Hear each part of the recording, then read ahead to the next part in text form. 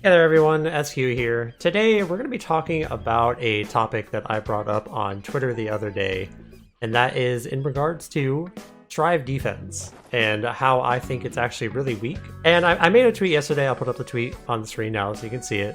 I made this tweet just kind of offhand. I didn't even really think to make like a topic out of it. Like I was just kind of like, I was literally in my kitchen. I was just like, I'm gonna make a tweet about Strive defense. As I was thinking about it, I was trying to think about how I could get better at defense in Strive. I was thinking about some situations and I was just like, I kept coming to the conclusion that like I can't really figure out answers to a lot of things I have problems with. I was like, you know what, I'm gonna make a tweet out of it.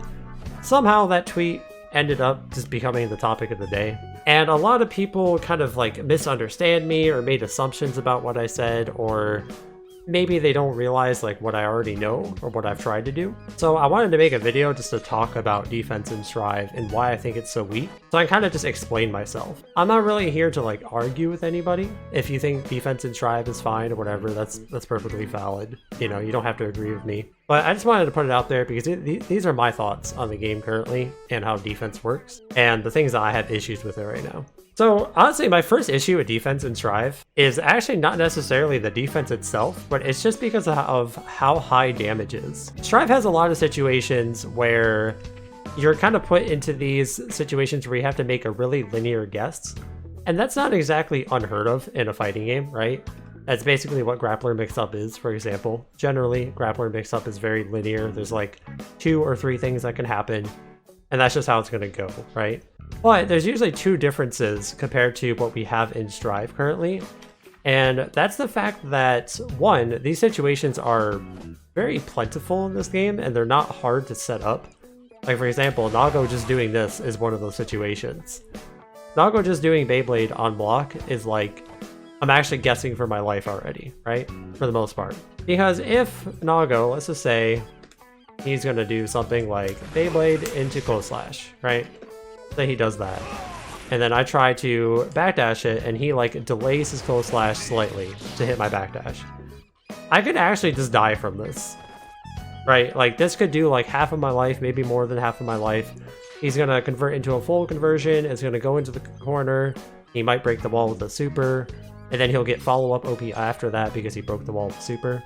The damage is so high in this game that situations like this are very like exaggerated. Because normally if you have to guess like this, you usually get a good amount of opportunities to do that. In this game, you don't really get that ability because you just take so much damage and the situations are so skewed that like if I'm playing in a tournament and like let's say a Nago player gets some knockdown on me and then they're point blank and I have to deal with bite or like a meaty or something. Like if a Nago player just does like I don't know, something like far slash into Beyblade. Like something very simple like this where they just go like bam and now they're in on me, right?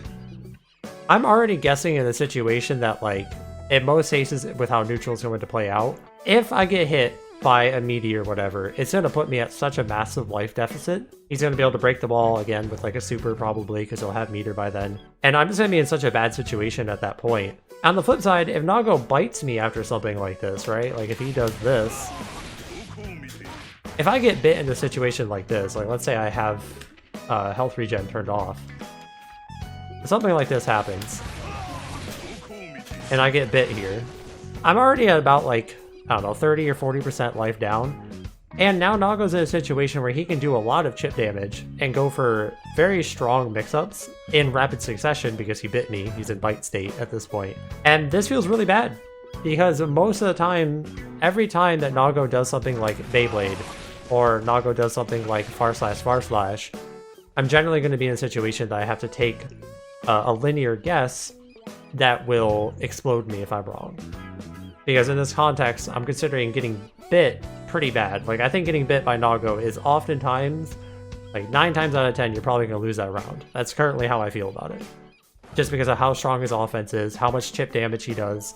If you get hit by him while he's in bite state, you take so much damage. So it's not that these situations are necessarily uncommon in other games, it's just also the fact that damage and reward is so high in this game. It's just very exaggerated that these situations come up so often and they're so rewarding. And on top of that, as a defender, like if I'm defending against Nago and Nago's just doing all this like Beyblade stuff, you know, whatever, I don't really have defensive actions that usually result in like a good situation for myself, right?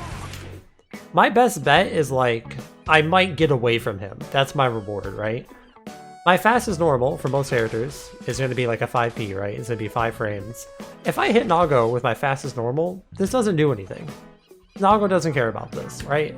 As a Ram player, if I hit somebody with 5p, this is all I get, right? That does like no damage. I'm still in the corner. I'm only +5. It wasn't even a knockdown. And there aren't a lot of situations where I can afford to use a slower button. Like after Nago's Beyblade, because he's neutral on block and he has a 5-frame normal, I can't really press anything like a 2K for a knockdown, right? I can't do like this to try to mash out even for like a basic knockdown. Meter gain on offense? Yeah, meter gain is also so skewed in this game.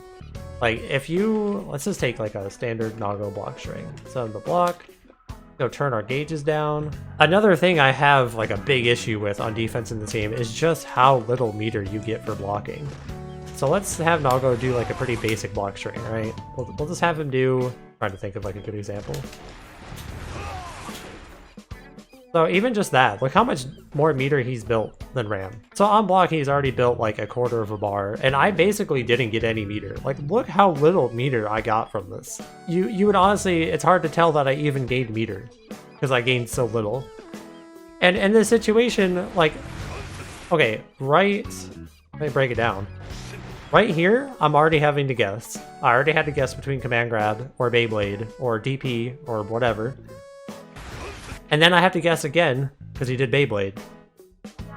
And then let's say I just blocked, and he just does like a button or whatever. I'm still here blocking, right?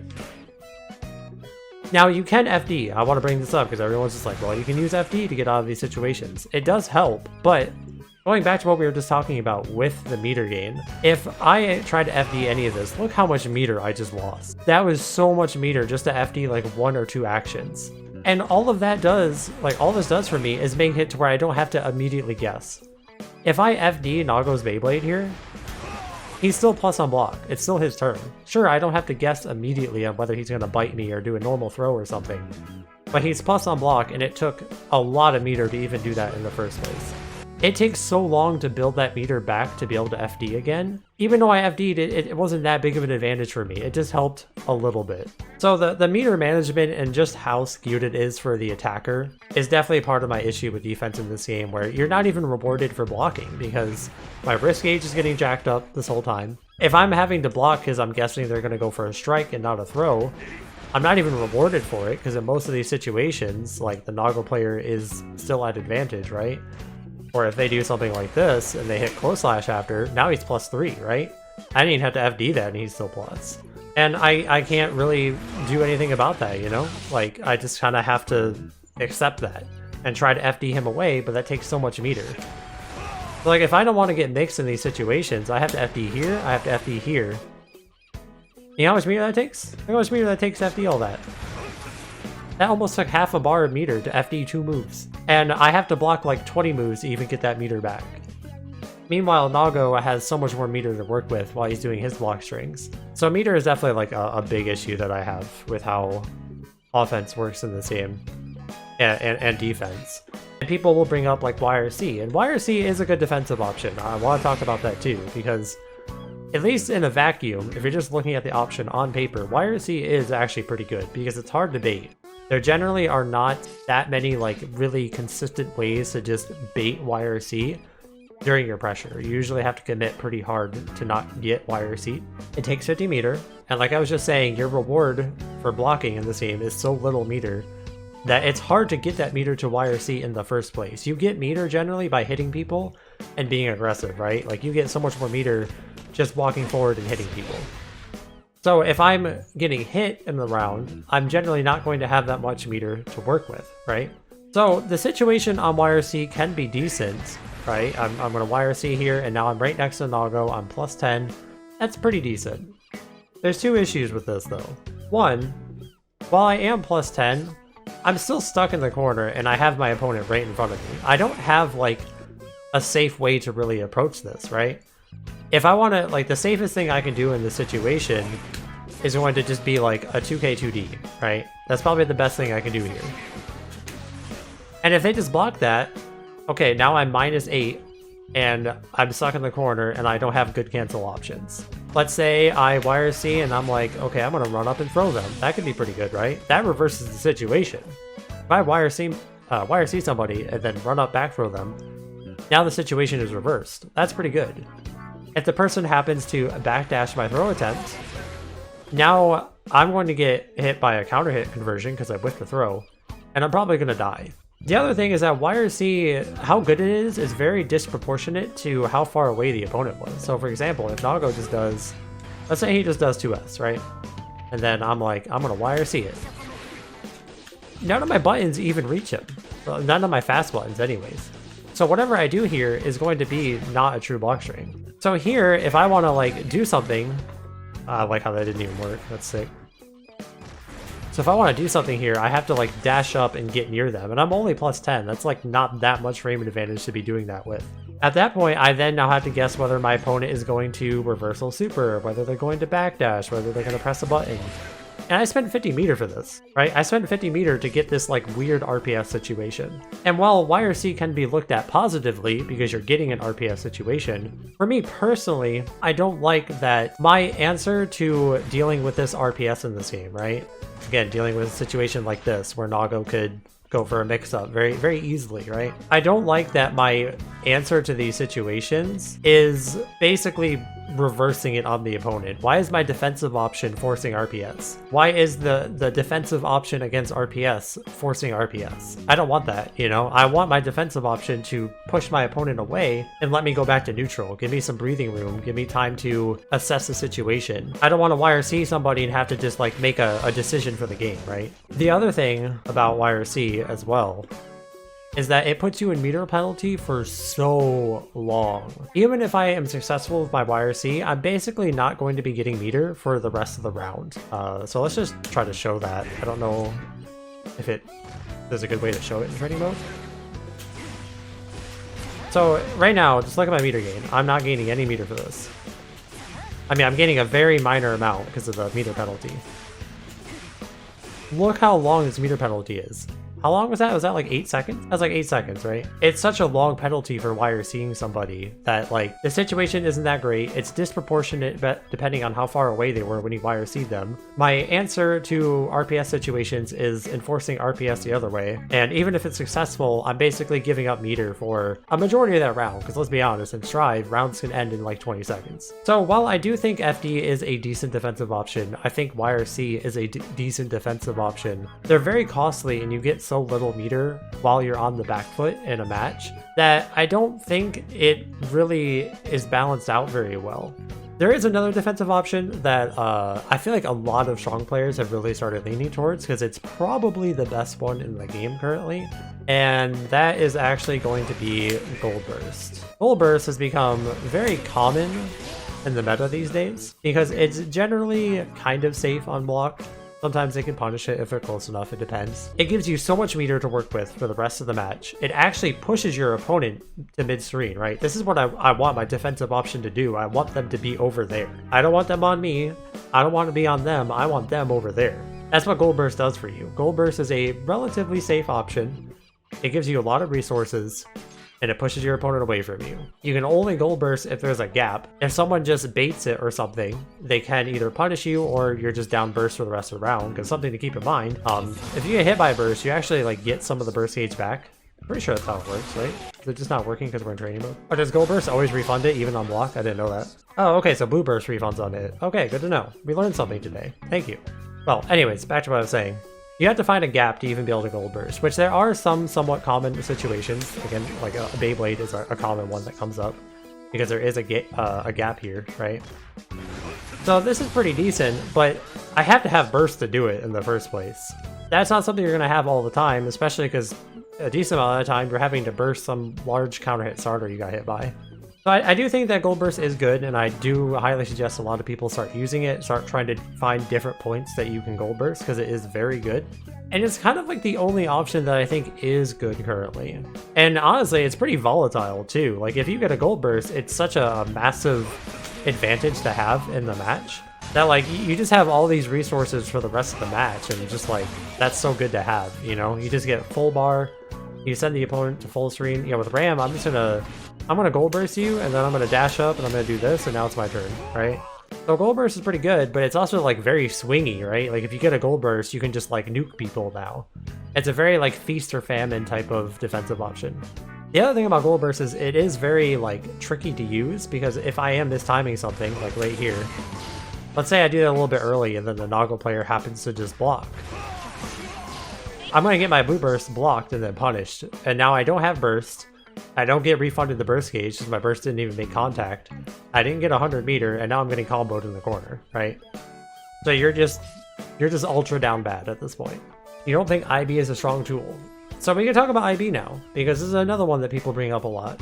I do think IB is good, again, on paper. I do think there are some applications for IB in this game that can be pretty useful, but I don't think that it's like applicable enough. It's pretty hard to do. And it is kind of a safe input to do, right? Which is something that people bring up. It's not exactly risky to try to IB something if you're doing it correctly, right?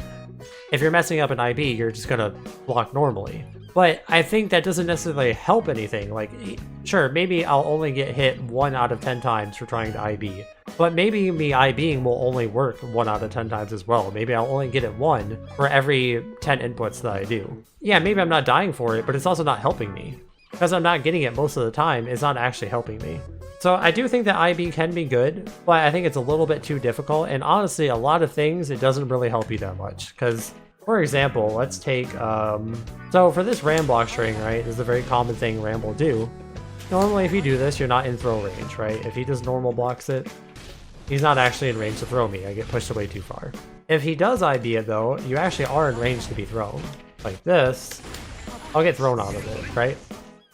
The thing is, this isn't too hard to account for, you know? Like, I can just do something different. And not something that's, like, so different that it's, like, drastically changing my offense. Like, let's say the Nago IBs the first move, but they're not going to IB the second move, because it's just pretty impractical that you're going to get the timing for 2 IBs in a row, especially against Gatlings that are adjustable. I can delay my Gatling. The next move I do is not going to hit on the same timing every time. I can delay it by 1 frame, delay it by 2 frames. So now all I have to do is press 2S, and now he's back in the same situation, right? So even though IB can be good, I don't think it's actually like that good. I don't think it's that hard to account for, especially for like most of the strong characters. And the other thing about IBing is like, it's implying that you're able to block the move in the first place. If like a Nago or a Leo is right in front of me, like a Leo in back turn, or a Nago's right in front of me, or a Potemkin's right in front of me or whatever, and I'm waking up from a knockdown or something, I might not even get the luxury to try to use IB. For Leo, I still have to guess whether he's going to do back turn H or back turn K. Versus command grab characters, I still have to guess whether they're going to command grab me or not. And again, that type of mix-up isn't exactly unheard of in other fighting games. It's just very common and very volatile in this game. IBFD is also a mechanic that I think is actually pretty good. Like, I think this is way better than IB, personally. This one can actually help you out a lot in a lot of different situations. It still comes back to everything I've been saying, though, where 1, getting meter to actually do this is difficult. It costs a lot of meter to do. Timing it is very difficult and unreliable. I really like how if you miss the IBFD window, you just FD and waste your meter sometimes. That's true too. Like if you're missing, you're actually punished for missing an IBFD because you're getting normal FD and you're still wasting the meter. That's like kind of another issue with IBFD. Yeah, I guess just to like put it all in one package, I think that the way that meter works in the game is bad because you build so little meter on defense. The defensive options that use meter are too costly, especially relative to how much meter you gain. Your reward for a lot of defensive decisions are not very high, because a lot of buttons don't lead to much because of the way the Gatlings work in the game. It's too easy to get into situations where you can force linear guesses where you don't really have a lot of defensive options. Even when you do use the defensive options well, they don't really get you anywhere. They might make a situation less immediately volatile, but you're still in a bad spot, generally speaking. And damage is so high in the game that if you're ever wrong in these situations, it's probably the end of the round. And specifically in tournament, I find that to be an issue. Yeah, that's pretty much my thoughts on defense in Strive currently. I do want to say that I do enjoy the game, don't get me wrong. Obviously, I play this game a ton. I stream it like 5 days a week. I play like double-digit hours every week. I do find the game fun. I am curious to hear everyone else's thoughts on defense in Strive, though. Let me know down in the comments below. Do you think that Strive's defense is too weak? What would you like to see changed? Either way, I think that's going to do it for this video, guys. Thank you so much for watching. I hope you enjoyed, and I'll see you in the next one.